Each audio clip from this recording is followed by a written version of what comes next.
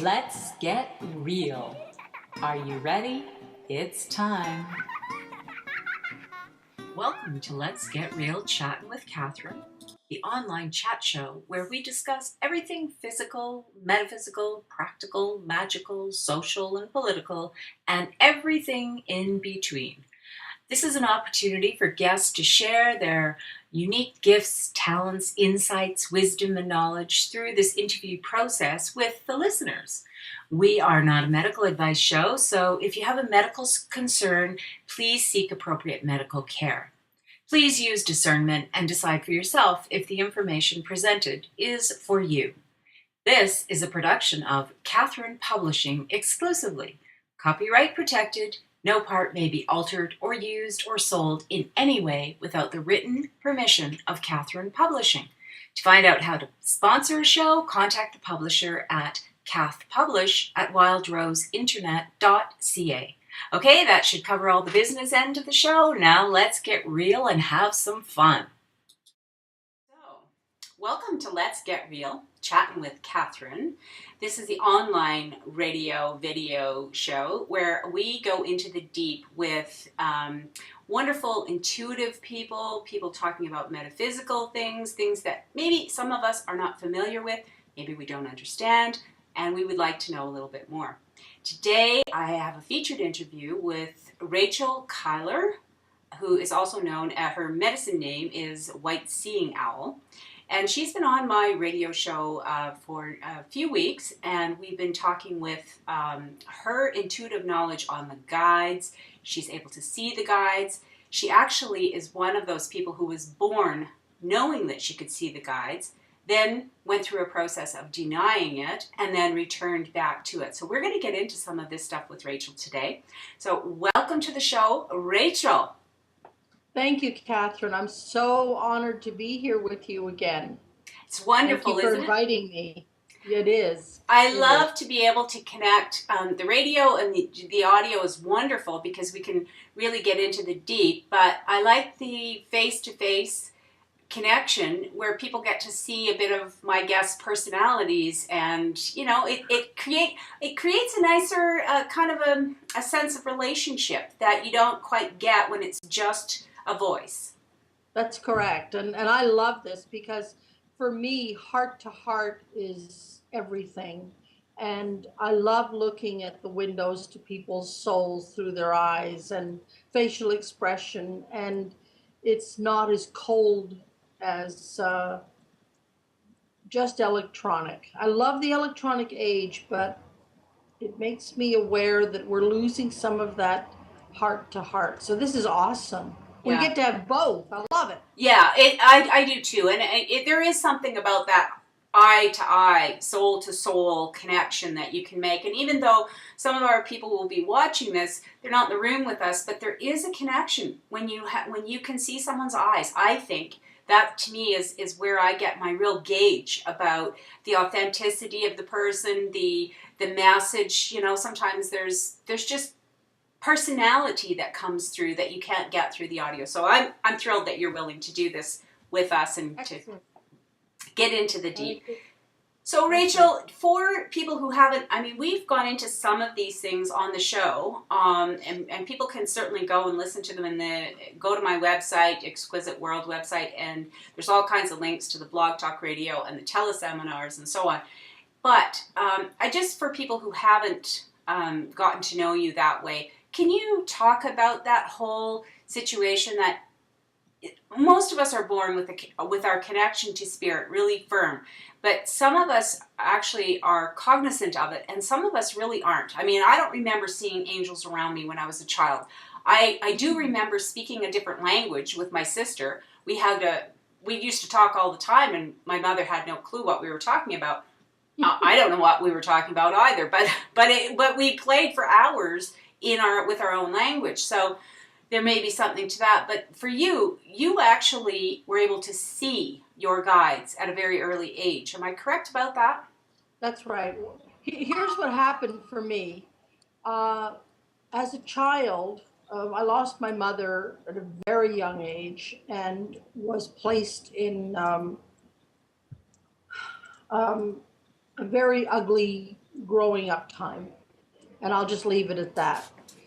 In order to escape that ugliness, I would go off in the woods. I grew up on an enormous farm with lots of forest around me. And I would go and be lost in the forest. And I'd be sitting in a little area playing, sitting on the moss around the trees with a babbling brook. I mean, I'd love to have it in my world now. I wish I could have such close access, but regardless. And I would be sitting there playing with Indians, and they'd be in regalia, or they'd be in their deer hide, or they taught me how to hunt rabbits. They taught me how to make moccasins. They taught me how to live off food. They taught me all of this because I thought everyone had these people around them. And of course, when I tried to explain, I'd go back to the house and I would tell my grandmother that running deer or whoever, I can't even remember some of their names because they're not guides to me anymore, but they were as a child. And I'd say, well, running deer taught me to do it this way. And of course, I would get hit. So I learned very quickly, as most children do, keep your mouth shut. Don't say things that it's painful if you tell the truth. And so we learn that at a very young age. And yet parents are shaking us and hitting us, telling us to tell the truth. But when we do, they hit us. They want the truth as they know it. Correct. The truth as long as it confers with what they think or believe. So here I am playing with my guides and learning all this stuff. And sometimes I would go and hide in the woods because to get away from the horrendous living conditions. And because I knew all of this information, I was never afraid about sleeping out under the stars. I knew how to stay warm with moss, and I knew how to eat, and I knew how to drink and find all this stuff I needed. And I had moccasins on my feet, and you weren't alone. All of this. And I wasn't alone at all, not at all. And I'd had little animals around me. I had, a couple of beavers would wander up from the lake and sit with me. I didn't know that was unusual. Right. And so when I didn't go to school for very long in my life, and trying to explain this to other kids that, oh, don't you have a pet deer? A pet what? They couldn't get a dog to come to them, never mind, a wild deer. So I grew up like this. And then I also realized that as a child, children try and tell their parents about their they're not imaginary friends at all, they're their guides. Right. And so kids go around saying, well, leave a chair at the table because John wants to sit there. And their parents says, oh, they'll outgrow their, And we do outgrow it, but it's not really outgrowing, it's pushed out of us or, just denied. We don't outgrow it. It's taken away from us by our peers or people that we're supposed to respect. They can be parental figures, they can be teachers, they can be anybody who just slough us off, and we figure, well, they must be right because they're bigger than me. Respect your elders crap.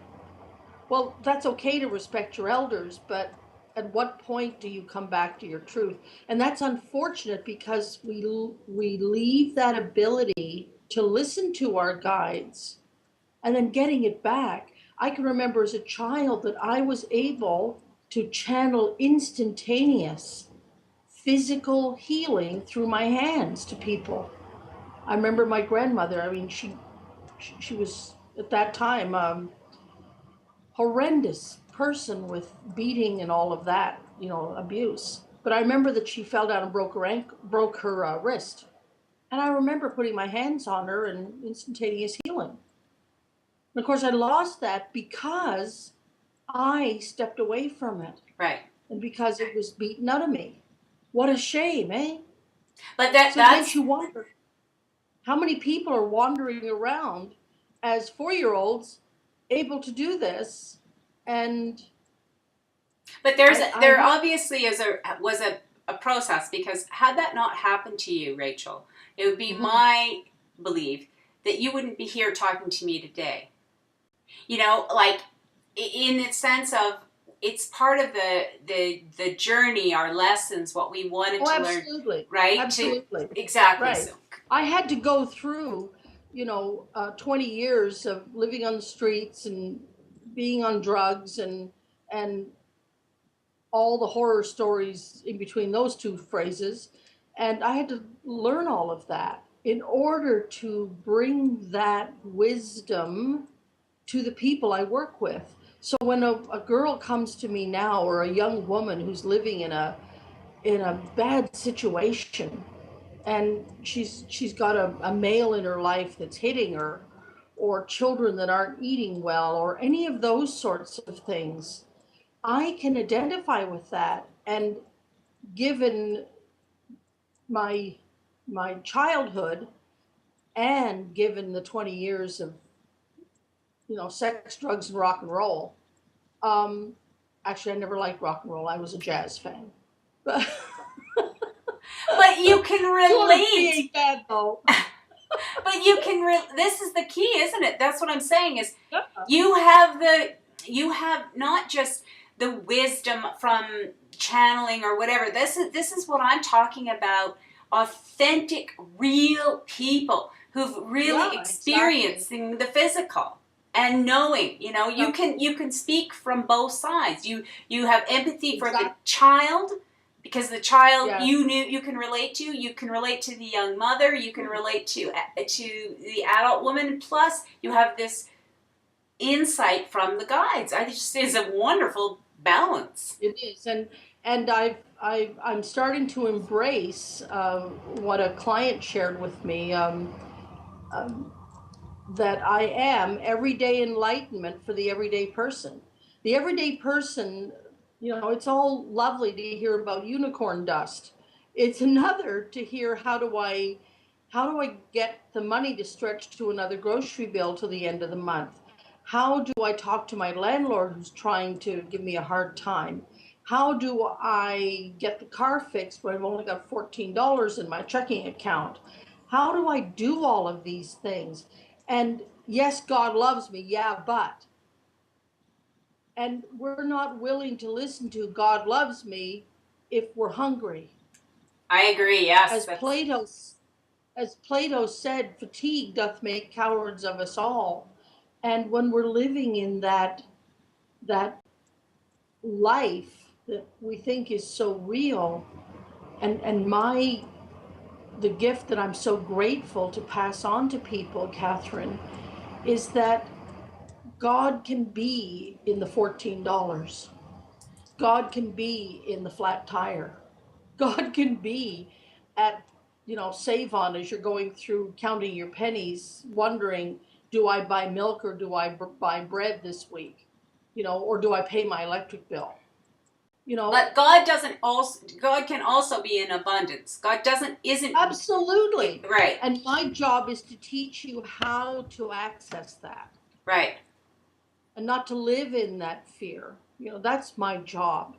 And I'm here with that one thing to do, one heart at a time, just to let you calm down so that you can bring the access to magnitude beyond your wildest heart dreams into your day-to-day life, and realize how magnificent and powerful you are. That's my job. Well, do you think that because of the shifts on the planet, the as they say, thinning of the veil, that it's becoming easier for people to access their wisdom, their inner wisdom? It is, and on top of that, the ones that don't realize that are going through some tough sledding right now. I just saw your little kitty cat walk through the door. He's actually a dog, but he may think he's a cat. Oh my God, he walks like a cat. I know. I need him to come back. And I took my glasses off. So what does that tell you? That's okay. I didn't want to tell you it actually looked like a raccoon, but that's okay. So He doesn't care.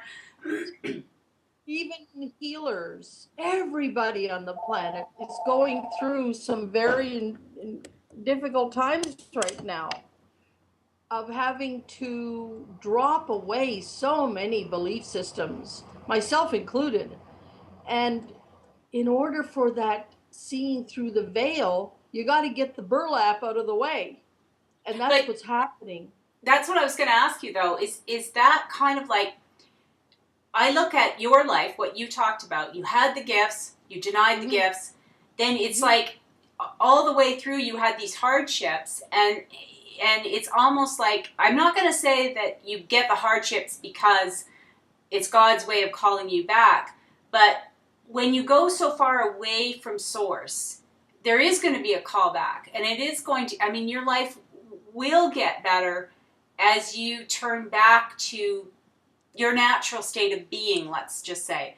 And unfortunately, humans have taught themselves that they have to hit a point of desperation.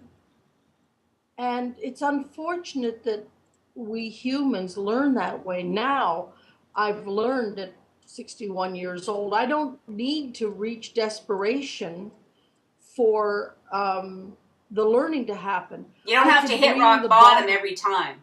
No, I can bring the bottom up to me. So sitting at my right here, my little dog has just come to visit, and I'm just going to bring her up on my lap. Okay. Sadie? This is Sadie. Sadie? And well, Rachel, that's another thing. What is this all about? You bring up, when I see the dog, you work with animals also, do you not? Or owners and animals, or? I talk to animals on how to deal with people problems.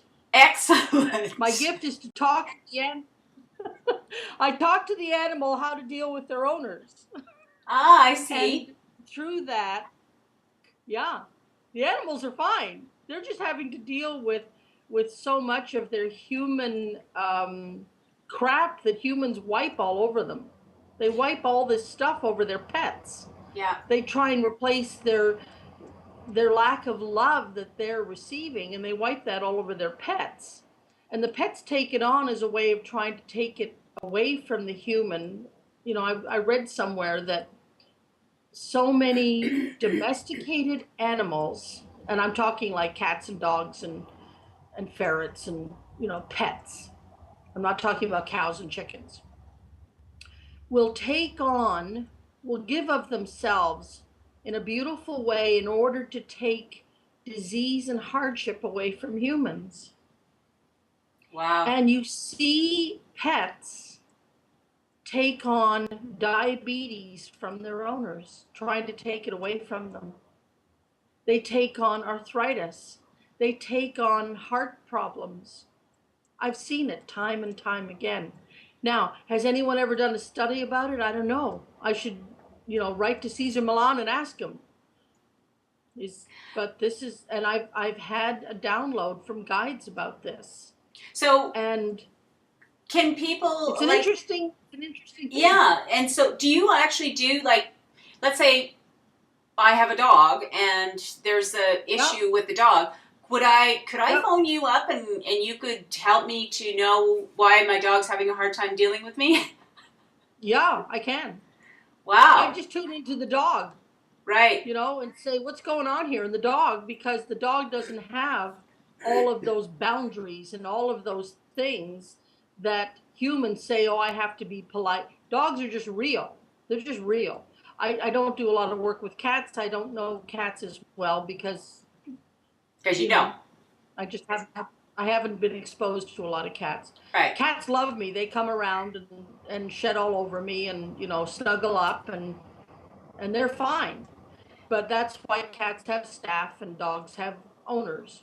Right. So I've had dogs come up to me and tell me what's going on in the family dynamic. And I tell the dog that I'm going to do the best to help the family out, and they're just relieved.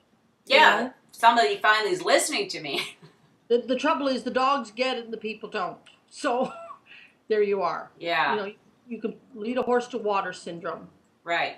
So, Oh, but along with that, you also now, through your own journey, your own life experiences, your own challenges, you've been able to take that wisdom and then using your gifts, which come from source, this access to guides and seeing people's guides, you're able to help people to understand maybe at a deeper level.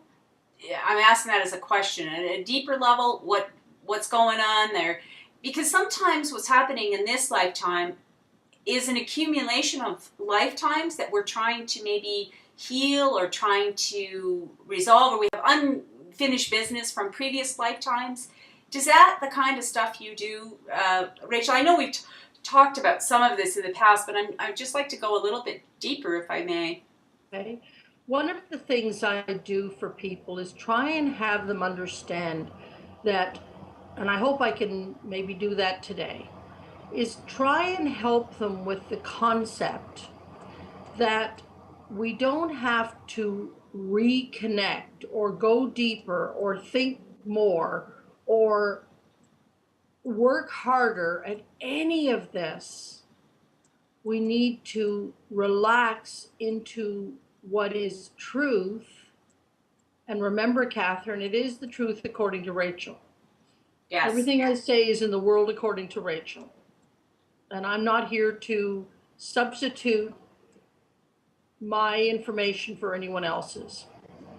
It's just what works for me and many others around me. Well, I think that's an important point, Rachel, that people need to get. There is no, when you get to a certain point, you don't have a need for proving your truth anymore. You know it, internally, it is your truth. And that's why when you say it's Rachel's truth, and I hear it, if it doesn't resonate with me, if it doesn't sit, then it's not my truth. And it doesn't mean it's yours is wrong. It just means it's not mine. It wasn't meant for you. It wasn't meant for me. But we don't know that someone standing behind you or someone, 4 feet away at the mall doesn't hear it. It's meant for them. Exactly. Right? We're just vessels trying to help each other in a heart way.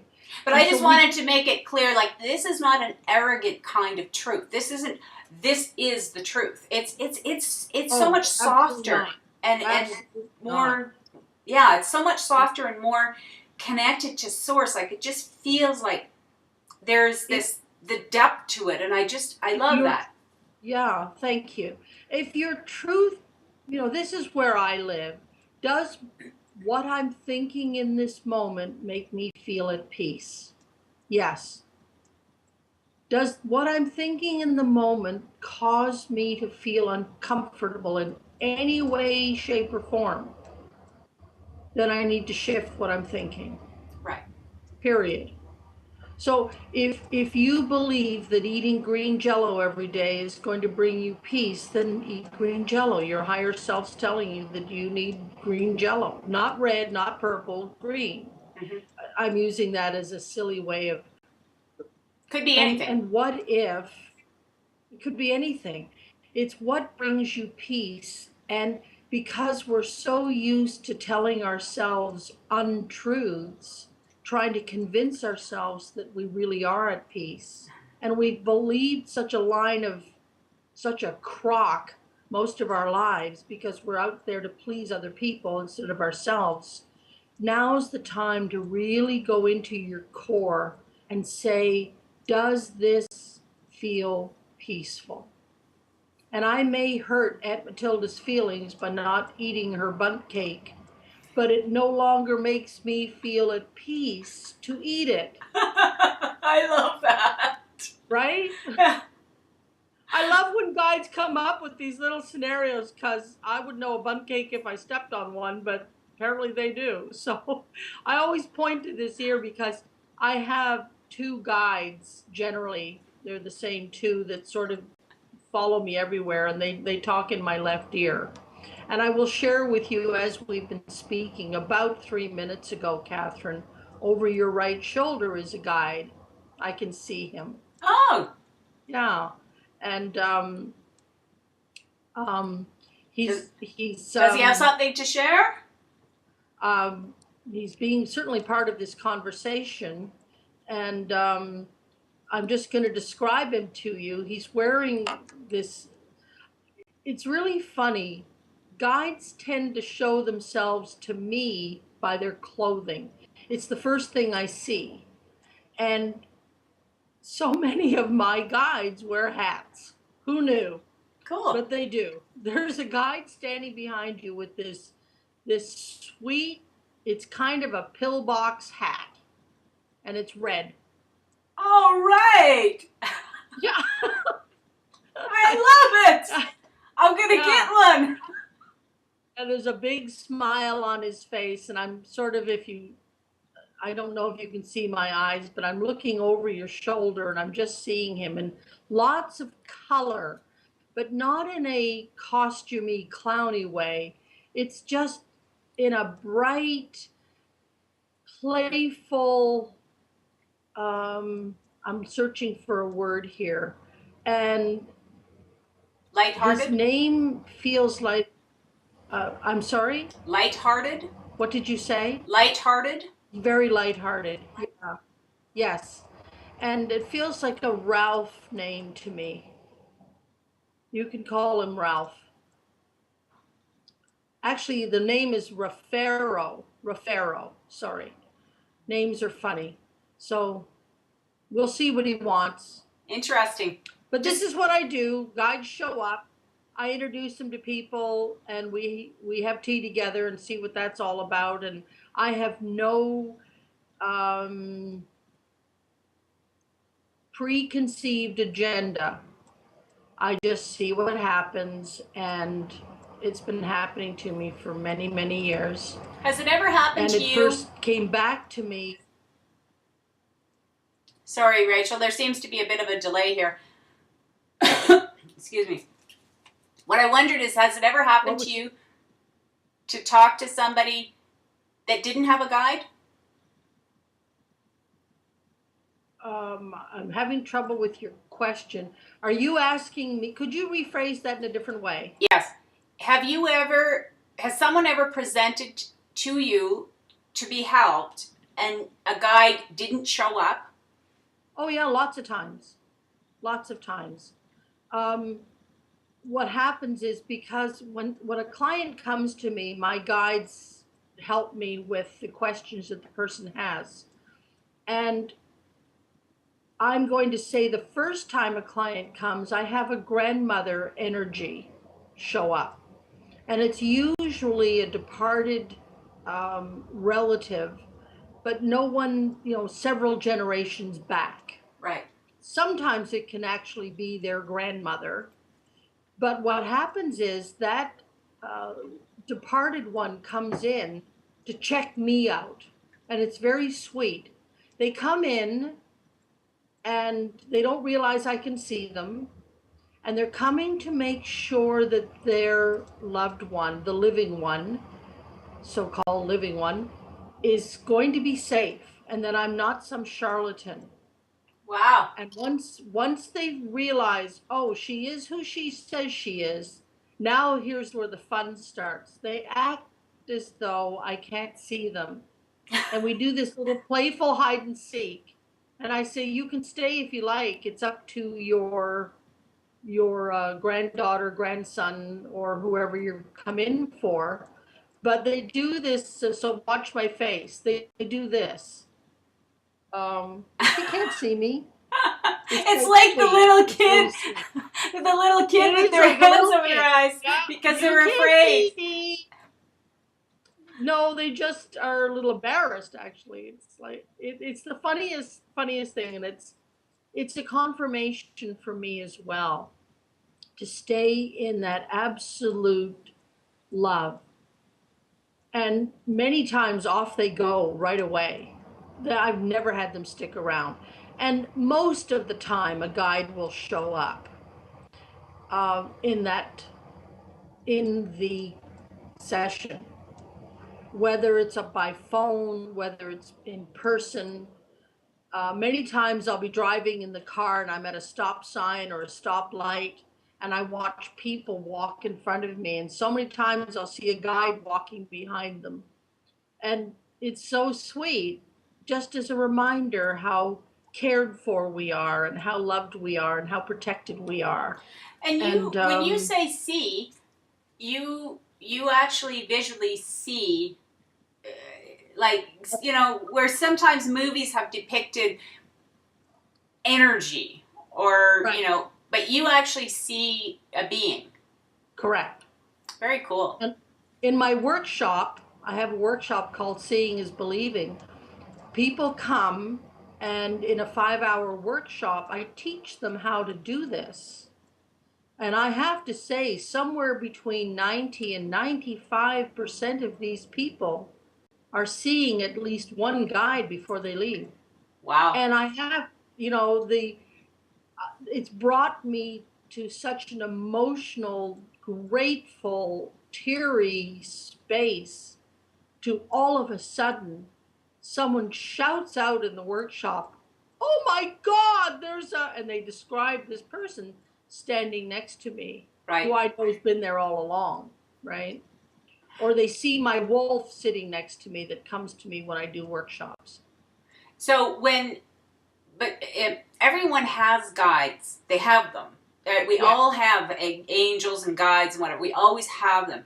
But sometimes you can see them, and sometimes maybe they don't want to reveal themselves to you. Is that what would you say is the meaning behind? No, it's because I'm not looking. Oh. I don't, it gets pretty crowded where I live. I would think so.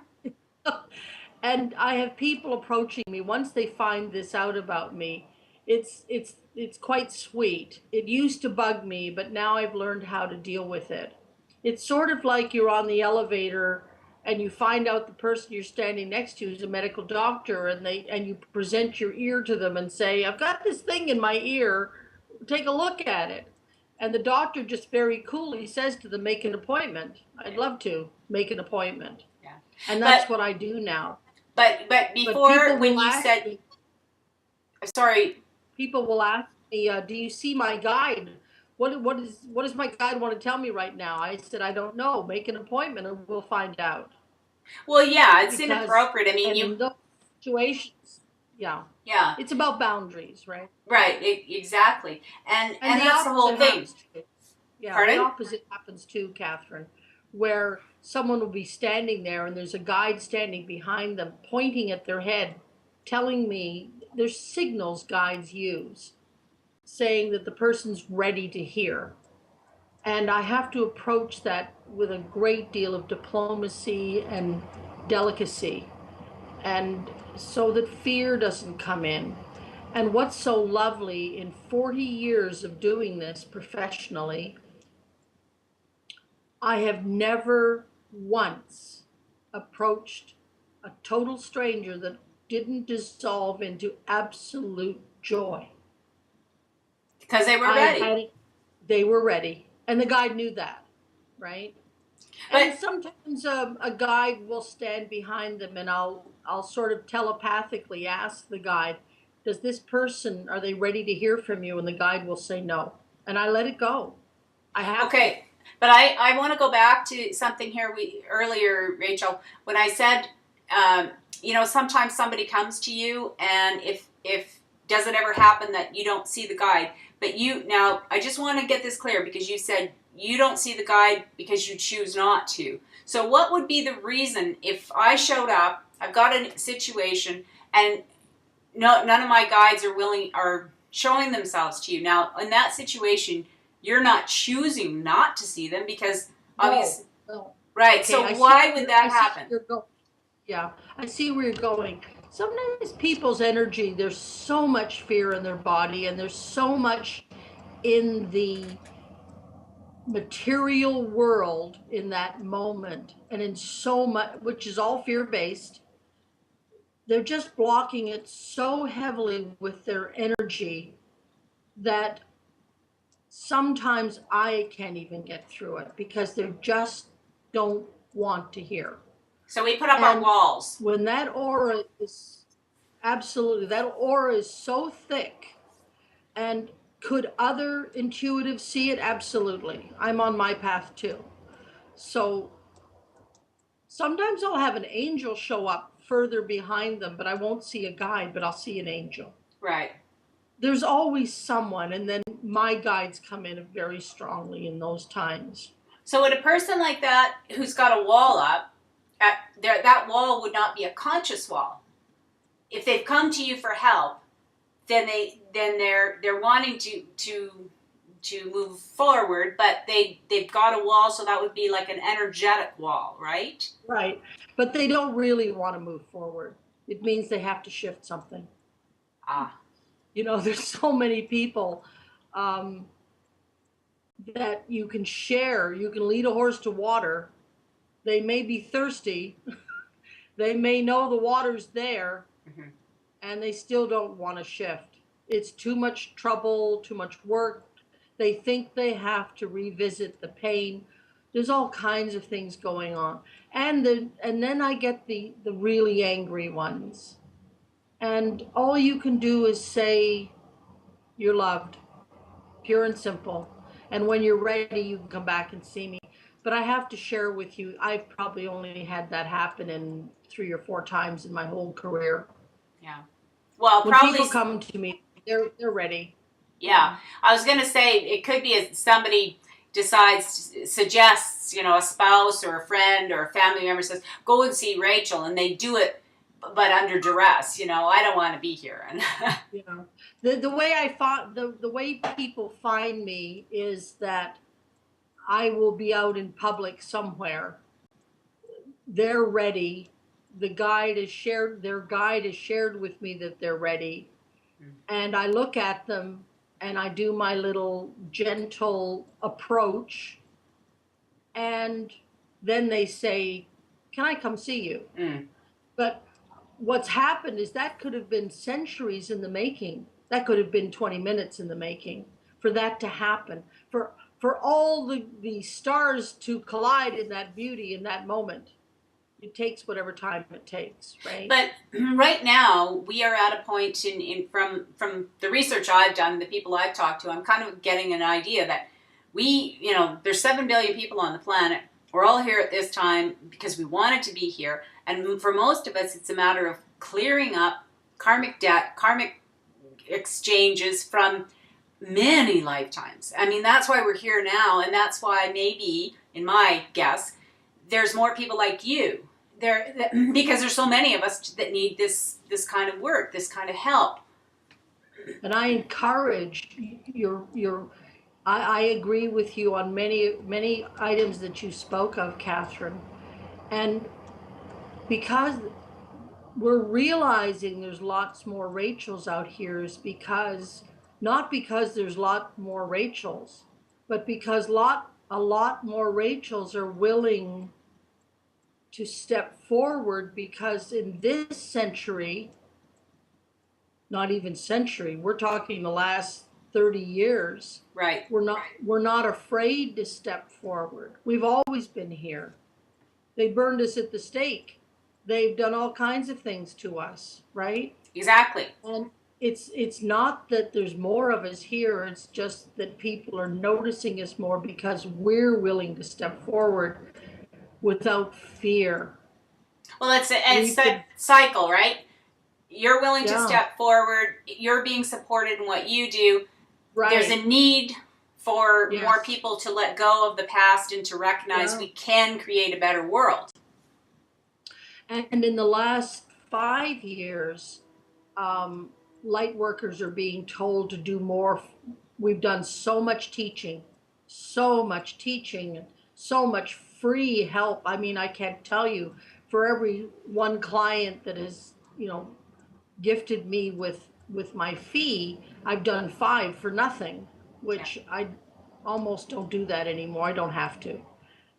But for all those people, now see, my brain just went to Tahiti. So Well, I'm in Tahiti right now. Tahiti is a good place to be. You know, it has its moments, I'm sure. I haven't been there myself, but I'm Yeah, happy for you. I'm on a beach right now, having a lovely time watching the whales off in the distance. Well, Um, but so people, yeah, yeah, I people just on want the to planet now. bring Sorry. it to the fact that this is the time. This is the time. It's all the, you know, it's like they say, when everything, the moon and the stars and everything is lined up. I mean, this is the time. We have the help is available. It's easier to heal. Like you say, you don't have to hit bottom. You don't have to revisit all that pain. And I'm pretty sure that, Rachel, you're the one who said suffering was optional. So It is. Pain's an option. We don't have to. People think that, oh my God, I have to do the healing about my, Aunt Matilda. and the And bundt I cake. have to visit, and the bundt cake, yeah, and I have to revisit having to help make the damn cake and, breaking the eggs on the floor and her yelling at me and all of that.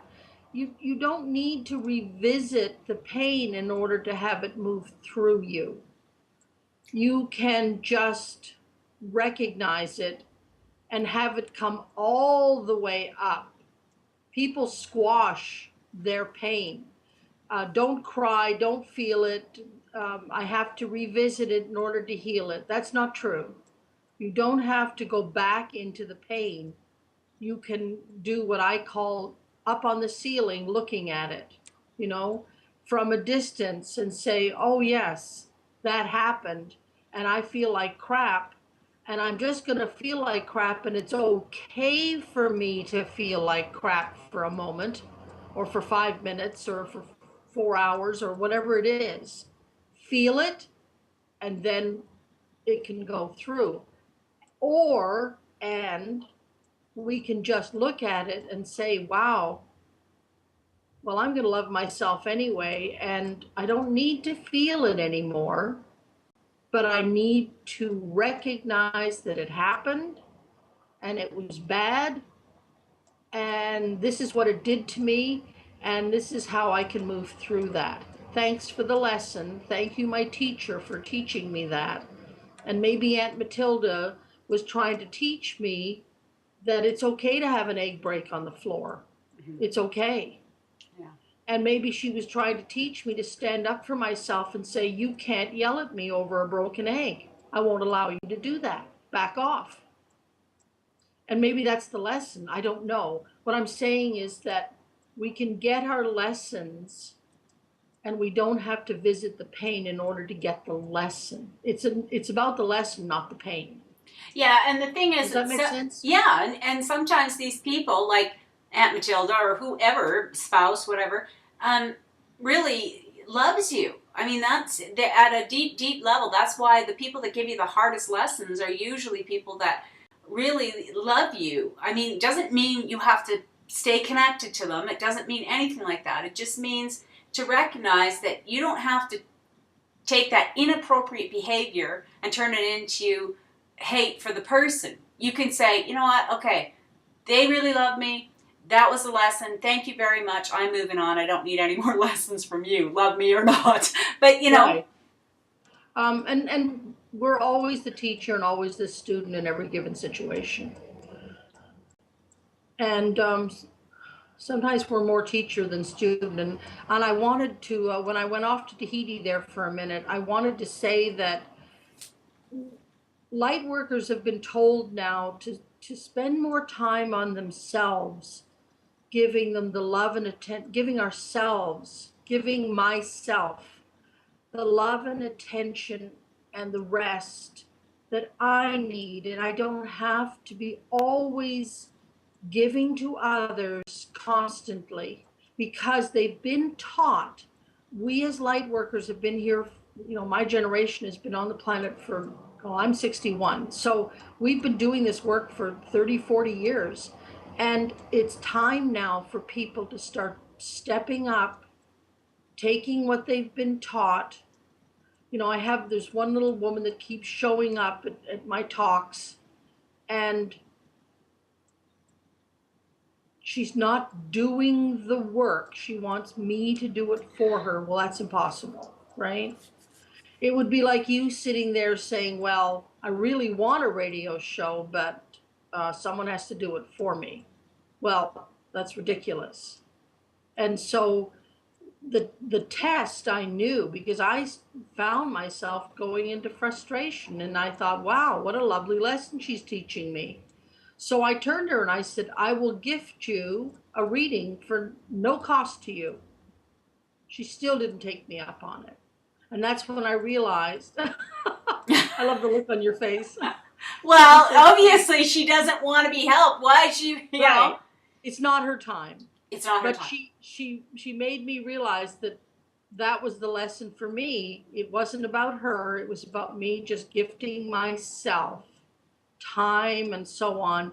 And so our work is done as light workers about all the freebies and all the fixing and all the sharing of wisdom.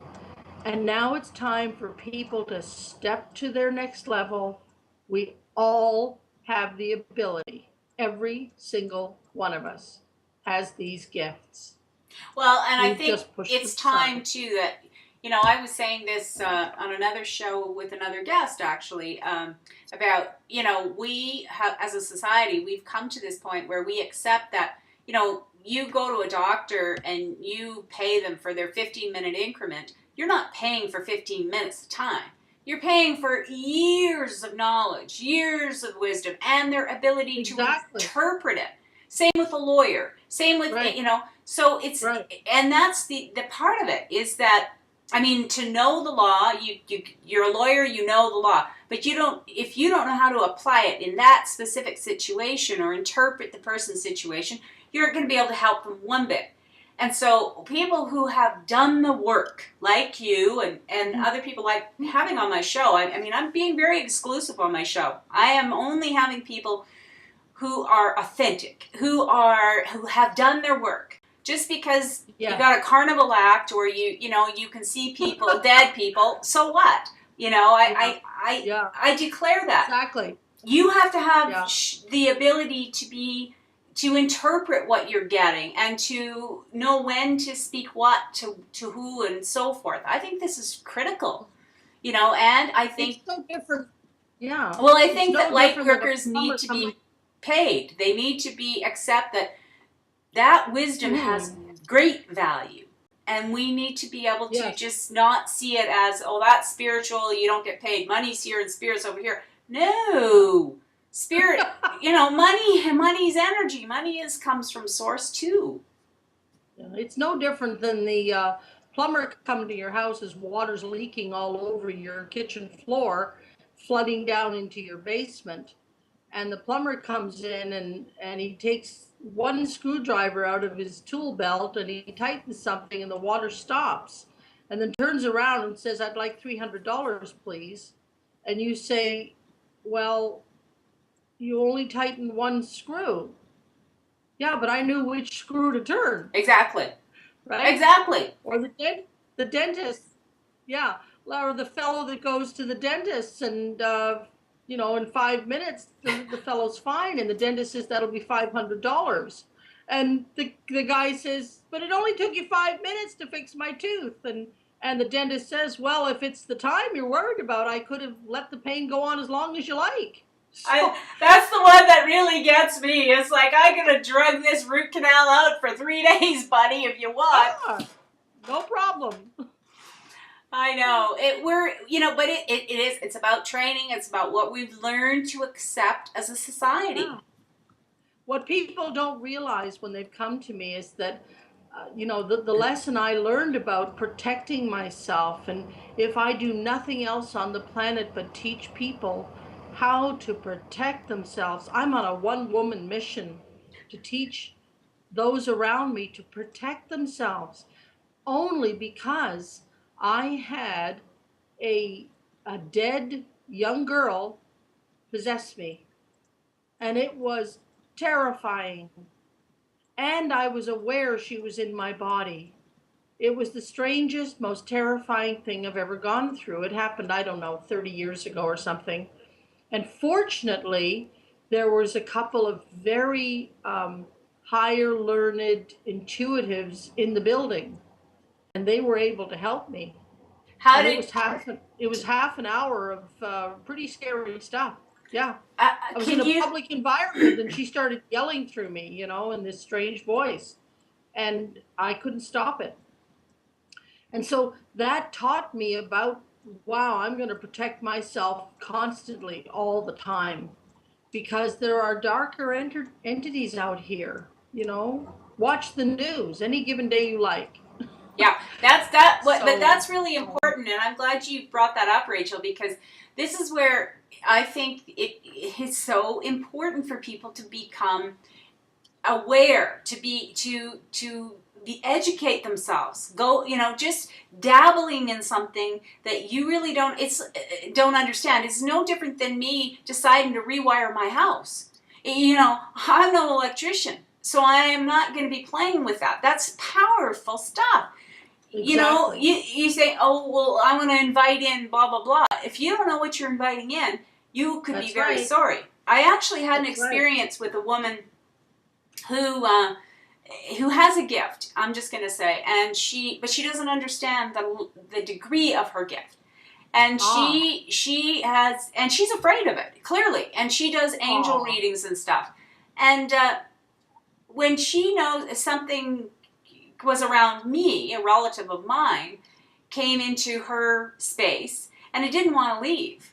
And it was a relative of mine, and it had a message for me. And but she really disappointed me, I must say, because I have a lot of respect for what's going on interdimensionally and with the world, and I'm not afraid of dead people. I'm just not. I understand there's a process, but some people could be on the other side, could be dark, just like they could be in this side, or they could have some kind of a situation going on that they need help with. But don't invite this stuff in if you don't know what you're dealing with. And that's how did that happen to you, that this being ever did possess you? Can you explain that? Let's use this scenario. I love stories. You know me. I love stories, and I love to take things and break them down into everyday things. Bite size. Yeah. Who hasn't turned a light on their porch outside, and 10 minutes later you got 27 moths all around it, or one? Or in your house, you've got a lamp on, and where's the moth flying? It's on the light. Well, it's no different. The polarity on our planet, dark light, it's not that dark is attracted to light, but it is. So we'll talk about that another time. But here's what happens. We're very light beings, and the closer we get, we remember who we are as light beings. It's not that we turn out our light. We're just not aware of our light, and we cover it up with dark. Right? So when we start uncovering how light and remembering how light we are, energies are going to come flitting around wanting to be part of that light. They see our light. Little kids. I can be walking around in the supermarket, and I'll have, babies beaming up at me because they see the light, and and because they're not talking yet, their parent hasn't taken it away from them, right? And so I practice my telepathy, because the little babies coming in now are much more telepathic. Yeah. And I'm watching parents go nuts because kids aren't talking at the right age. It's so silly. Anyway, so what happens is, when you're not protecting your light, I call it my lampshade. So I picture a beautiful lampshade over myself, and that's my wonderful wall of protection. I can see out, and I decide who crawls in under my lampshade. It's not decided for me. And there are energies that they are attracted to your light. And they don't know what else to do after that point except be dark. And so that's how that happened. Can I ask you, though, this really, just because, I didn't know we were going here, but I like to follow what's coming. When you open yourself up, as some people are choosing to do, to, excuse me, to recreational drugs that can open your, you can experience more interdimensional things with the help. It's kind of a forced opening. When you do those kinds of choices, open you up to a kind of a dark, or even alcohol, which alters your I mean, they call it spirits for a reason, right? So does that open you to kind of other entities getting in, or coming from a world of living on the streets, and there are people that, for instance, there are many of the older shamans that still do peyote. I have personally never done peyote. It's a natural hallucinogenic. Okay. And many of the Aboriginals on our planet use natural calming down and allowing themselves. All the drug is doing, whether it's natural, and if you're going to take something, I'd rather have you take something natural than some man-made concoction. But they do that with with a great awareness and respect. That's Absolutely. Not quite the same thing as just throwing And it's magic done mushrooms or something. In a controlled environment with other people there to support them and hold them and make sure that they're safe and well. It's not some bunch of people getting together just to get high. Yeah. And I caution my people when they're coming. I have the same spiel I tell everyone, no matter where I think you are on your path. I just share the information so that I know I'm clear about it, that if you're coming, I 24 hours notice minimum, that, watch the coffee, watch no alcohol. You can't smoke anywhere near my house, tobacco, but you can't go out on a bender or, have a party of, 4 glasses of wine the night before and then come see me. And I've had so many people, I've been in a situation of a party of some sort, and word gets out what I do, and before I know it, I've got 12 people gathered around me, all holding a drink, wanting me to perform in their mind. I won't do it. I am not going through that veil of alcohol to get to you. When you're clean, and give yourself 3 or 4 days, and then if you really want to do this, we'll talk. But for me, I guess it's a way of people just relaxing themselves because they don't know how else to do it. They don't know how else to just relax and be into their beauty, and be in connection with that most sacred part of themselves, without an outside force helping them just to relax, when breath will do the same thing. Right, but but when you, I guess what I'm really wondering about is this aspect of possession, or maybe we should do a whole show on that. But doesn't, when you really, I'm not just talking about a little bit of an altered state. Although I have heard that sometimes the spirit on the other side, who's an alcoholic, is going to hang around a bar, and so they may attach to you because if you drink a lot, they feed off of that. Is that true? I've never personally thought about this, but it's a wonderful. I've never, I got to say, in all these years, I haven't given any thought to this, Catherine. I haven't wanted to entertain any of that because the darker energies around here know better than to come around Rachel. And it took me about 2 or 3 years. I did a lot, I mean hundreds and hundreds of ghost clearings. And I finally, I had to cut way back on that because I was just getting hordes of dark energies just crying to go home. And well, I didn't want you to necessarily go there, but I was just curious because, if this could help other people. Yeah, in answer to your question, and I'm not even sure I really understand your question at this time. It's not a lot of. I don't have a lot of information about that. Do drunks hang around? Do dead people who were drunks hang around bars? Probably. Where would you hang around? Right? There's probably no bars on the other side.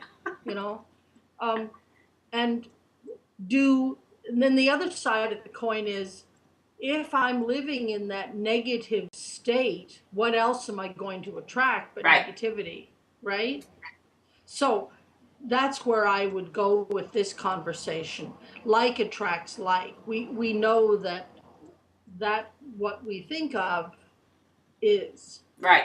And so I don't want to, I don't want to stay on the dark side of it because, but I just did want to, because it got opened up, and there are people who are attracted to the excitement of these mysteries, and I just see, I love the magic and I love the mystery. I do. And I do think it's fun, and I think we're meant to have fun.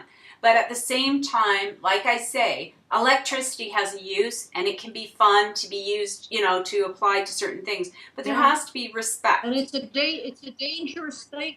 Yeah. Yes. And that's the same thing with this. Sometimes I get phone calls. Yeah, I get phone calls, Catherine, from people full knowing for years that they've had so-called ghosts in their house. They think it's funny. Oh, they sit in the rocking chair and they move, the paintings around and they play with water and all that. And I share with them, you have no right to keep that person on this energy plane. They need to go home. They have work to do. And, I encourage them so much to have me come and clear out the house. Yeah. It's not about fun. It's not about, this is serious. And will ghosts hurt you? Absolutely not. Will they scare you? Absolutely. Because you don't know and they're scared too. There you have it in a nutshell. Yeah. And we have no right to keep that fear around us. They have work to do and they're just scared to go home, period. Yeah. Well, I think that's the respect, right? Yeah. There's no such thing as a friendly ghost. It was a cartoon. Right. But are there dead people that are stuck on the plane that are gentle and nice? Absolutely. That still doesn't give them the right to stay here. They need to go home. And it's our job to help them do that. Yeah, right? But you need to be qualified to do it. You don't, this is what I'm saying. Not necessarily. It is about intention. There's no magic to it. You just have to tell them to go home, and you can elicit the help of your spirit guides to help them do that.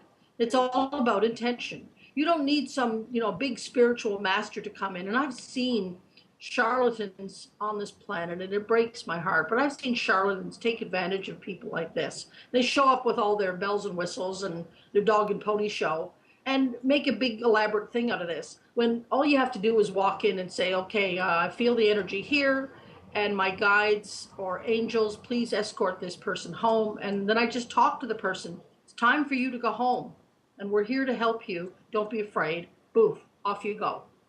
And it's no different than an intruder in your home.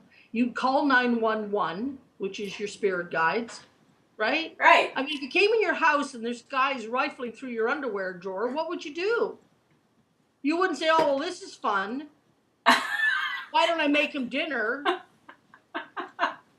Would you? No. It's no different with a ghost in your house. You wouldn't entertain him. You'd say, what the heck is this man doing in my house? Right. Get the hell out of my house. And if he doesn't go, you call 911. And, the boys in blue show up and escort him out of the house. Well, if you think, when I tell people that scenario, I watch their eyes get quite bright. They go, oh my goodness, I guess it is the same. What a great idea. Well, and also that's the thing, is that that's what I'm talking about. We've turned something that is just actually was normal. It's just a normal. We're in a body. We're not in a body. We turn it into this novelty act. Like we need Ghostbusters and we need whatever. If we take it right down to the bare thing, minimum way of looking at it, it's about love. It's about respecting one another. You're right. Yeah. This being ghost, whatever, was here. They got stuck here for whatever reason. They don't know enough. They're lost. You know, Yeah. if you saw somebody was lost, you would give them directions that way. Yeah, You know, and that's what I do. I just quietly stand in the room and I show them where the light is, and they go through. And I always, in those scenarios, and so many times they'll reach out and touch my hand because they're frightened, you know. And they, so many of the times I watch them as they walk away, and they're being escorted by either loved ones from the other side or spirit guides, and they always turn over their shoulder and look at me, and it's so sweet. All of a sudden that shift happens from fear to love, and they realize, I mean, I'm getting emotional in this moment. It's so beautiful. it is emotional. It's a That coming faith. home. Yeah, that's exactly what they're doing. And all of a sudden they realize, oh, I'm happy. Yeah, they could have been here for who knows, right? Centuries. Stuck. Centuries, yeah. Yeah. I've helped people home that have been here for centuries, wandering around, you know, attached to the land. It's sad, actually. Anyway. It's very sad. But Yeah, well, it's what it is, you know. it is what it is, So exactly. you don't need to be gifted. You don't have to be gifted. Anybody can do this. You don't need to call some expert. If you want to, you know, you can contact an expert to help you. But it's more for yourself to feel comfortable than it is for the actual But if physicality. if you're coming from a place of love, you're coming from a place of Yes. power. Perfect. You don't need to be Yeah. afraid, right? No. All right. Well, Well, call in your spirit guides and trust that they're there, right? Just Right. trust that your spirit guides are standing next to you, helping you. You know, I've been in another room and said, spirit guides, go take care of that for me, please. Done. You know? Yeah, absolutely. It's just a new understanding, and I think that's what's so wonderful, Rachel, about what you're sharing is that it's a new understanding. This is what I'm talking about. What we don't know is what frightens us, and once we have a little knowledge, hopefully a little more knowledge, then we lose that fear and we can step into these understandings with confidence. And drama is fear. Mm-hmm. Absolutely. Drama's an option and drama's fear. You know, you see all the TV programs and don't believe what you see. Television is meant to sell, you know, whatever products the manufacturers are wanting you to buy for that day. Well, they call it a program for a reason, Rachel. Exactly. You know? Yeah. So, well, I like that. Yeah. Yeah. Turn it on and sit there for days and see what you get. Welcome to the new you. Exactly. So, okay, well, Rachel, we have spent actually quite a bit of time together here, and I just would, before we close out this interview, do you have anything else you'd like to share for people that are wanting to, I want people to know they can go to your website, www.meetguides.com, and then they can find out how to contact you through the phone, through the internet, and so forth, and of course, listen to you on my radio show twice a month now, every second Thursday. So, and they can get all that information on my website, The Exquisite World, which I have the links everywhere. So, but what about you? Have you got any last words? I'd like to tell people that breathe more and do less. That sounds good. I love it. I love it. You know, I swim with wild dolphins. I try and do it at least once a year.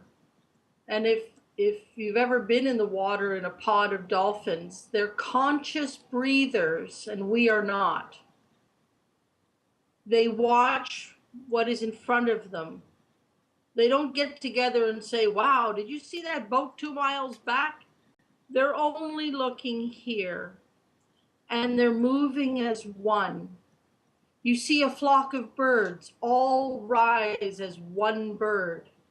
They don't get together and shake their little wings and go, well, okay, you 6 go over here and us 9 will do this, and should we go in this field? And they're banging into each other, all trying to get off the ground at different times. And, you know, it's chaos, right? Yeah, it would be. A school of fish. You know, the fish move as one. The birds move as one. A pack will move as one. A pod moves as one. And I always say podliness is next to godliness. And so when we believe when we believe that we are one, just breathe. In those moments of panic and fear, stop and breathe. Just breathe. Not here in your chest. Bring that breath down to your core and just breathe. And then ask for help from your higher self. You've been here for centuries, everyone. Surely to God you learned something. You know, draw on it. I often wonder about that. Life is not hard. It really isn't. And ask for help. It's okay. It's not a weakness, it's a strength. Because in my giving of help to you, you're helping me remember who I am. So when beautiful seekers of truth, when you're in that moment of panic, stop, breathe, and turn to the closest human you can and say, I need help, please, in this moment. And watch how quickly they rush in to help you. But people let their fear of embarrassment or any of that crap get in their way. It's crap. But asking for help when you need it is different than believing you're a victim and always wanting someone else to do it. That's a different kind of help that you're talking about. You gotta breathe first.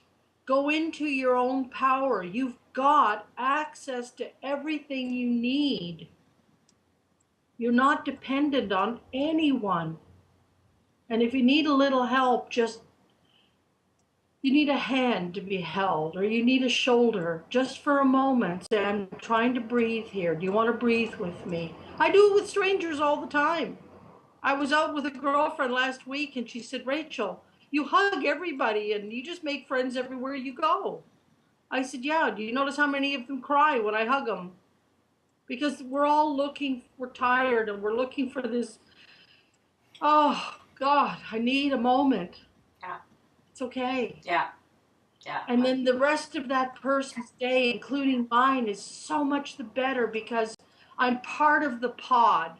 So are you.